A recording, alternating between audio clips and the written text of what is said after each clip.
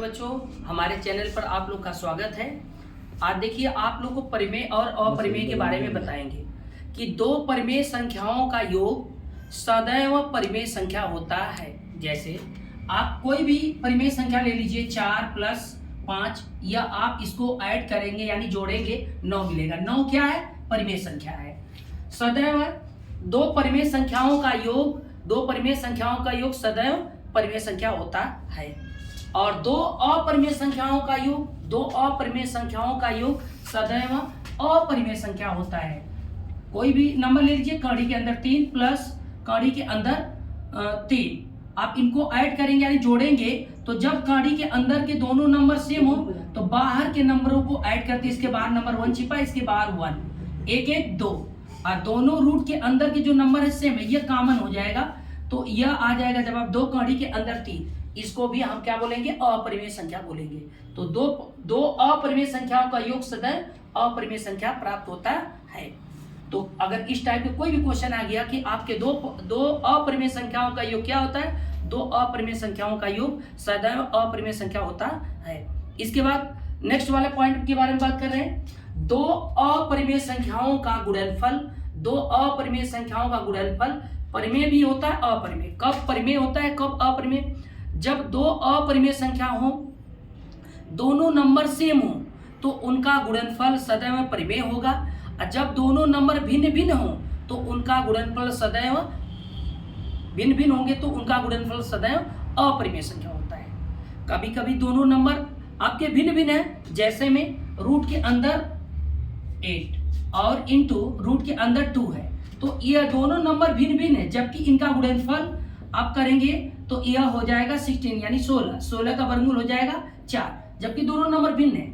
यह नंबर अगर बड़ा है तो इसे आप इसके घात के अनुसार जोड़ा बना दीजिए। देखिए यहाँ पर इसको एलसीएम निकाल देंगे, 2 चौको 8, 2 दूना के 4, 2 एकम 2। आप इसको लिख सकते हैं 2 की पावर 2 गुणे 2 और गुणते 2। आप यहाँ पर पावर से पावर नंबर कट गया, 2 बाहर हो जाएगा, यानी इसका वर्गमूल निकल गया 2 का, ये बाहर हो जाएगा, इसका वर्गमूल नहीं, यह पावर नहीं कैंसिल होगा, तो रूट के अंदर रहेगा। अब इसके बाद रूट के अंदर 2, जब दोनों नंबर सेम हो गया। इस प्रकार जब बड़ा नंबर हो उसे पहले आप गुणनखंड करिए और देखिए, जब अगर कोई नंबर नहीं दिया रहेगा, सिर्फ प्रश्न में लिखा रहेगा कि आपके दो अपरिमेय संख्याओं का गुणनफल क्या होता है, तो आप उसमें जरूर लिखा रहेगा कि दोनों नंबर क्या है, सेम रहेंगे। अगर दोनों नंबर समान लिखा गया है तो उसका गुणनफल सदैव परिमेय होगा, और जब दोनों नंबर भिन्न भिन्न होंगे तो उनका गुणनफल अपरिमेय होगा। जब नंबर लिख कर देगा तो आप खुद पहचान जाएंगे कि परिमेय है कि अपरिमेय, तब तो आपको बिल्कुल कंफ्यूजन नहीं होना है। अब नेक्स्ट वाले पॉइंट पे चल रहे हैं। किसी भी परिमेय संख्या में अपरिमेय संख्या का डिवाइड करते हैं, किसी भी परिमेय संख्या में अपरिमेय संख्या का डिवाइड करेंगे तो उसका भागफल क्या आएगा? अपरिमेय संख्या प्राप्त होगा। अपरिमेय संख्या, आप अगले वाले पॉइंट पे चलते हैं। किसी भी अपरिमेय संख्या में अपरिमेय संख्या का डिवाइड करेंगे तो हमें दो चीज प्राप्त होंगे, एक परिमेय भी प्राप्त होगा, एक अपरिमेय। जब दोनों नंबर सेम हो तो हमें परिमेय प्राप्त होगा, जब दोनों नंबर भिन्न भिन्न हो तो हमें अपरिमेय संख्या प्राप्त होगा। अब इसके बाद नेक्स्ट वाले पॉइंट पे चलते हैं। अब किसी भी परिमेय संख्या में अपरिमेय संख्या को ऐड करेंगे, जोड़ेंगे, तो इनका गुणनफल भी अपरिमेय संख्या प्राप्त होगा, अपरिमेय संख्या। इसके बाद किसी भी अपरिमेय संख्या में से परिमेय संख्या को माइनस करेंगे तो इनका अंतरफल भी अपरिमेय संख्या प्राप्त होगा। जैसे में देखिए यहाँ पर अगर किसी भी अपरिमेय संख्या में से कोई भी अपरिमेय संख्या ले लीजिए, कड़ी के अंदर 5 क्या है? अपरिमेय संख्या है।